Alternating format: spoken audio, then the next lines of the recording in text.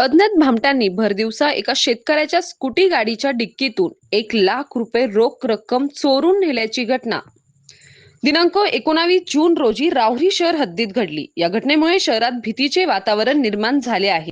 अण्णासाहेब देवकर यांनी दिनांक 19 जून 2026 रोजी राहुरी बस स्थानक समोरील महाराष्ट्र बँक मध्ये असलेली मुदत ठेव पावती मोडून 1 लाख रुपये रोख रक्कम घेतली। ती रक्कम त्यांनी स्कूटी गाडीच्या डिक्कीत ठेवून दुपारी 12:15 वाजेच्या दरम्यान बारागाव नांदूर येथे घरी जाण्यासाठी निघाले होते।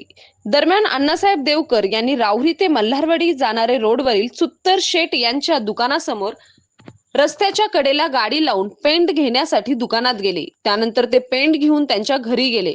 त्यांनी गाडीची डिक्की उघडली असता डिक्कीतील 1 लाख रुपये रोख रक्कम गायब झाल्याचे त्यांच्या लक्षात आले। दरम्यान अज्ञात भामट्यांनी देवकर यांच्या स्कूटी गाडीची डिक्की उघडून त्यामधील 1 लाख रुपये रोख रक्कम चोरून नेली। घटनेनंतर अण्णासाहेब जानुक देवकर वय 65 वर्ष राहणार बारागाव नांदूर तालुका राहुरी यांनी राहुरी पोलीस ठाण्यात दिलेल्या फिर्यादीवरून अज्ञात आरोपी विरोधात चोरीचा गुन्हा दाखल करण्यात आला। पोलीस निरीक्षक रवींद्र देशमुख यांच्या मार्गदर्शनाखाली पोलीस पथक आरोपींचा शोध घेत आहे। सतीश फुलसौंदरसह राजेंद्र म्हसे, MS न्यूज 15 राहुरी। अशाच नवनवीन बातम्या पाहण्यासाठी चॅनलला सबस्क्राईब करा।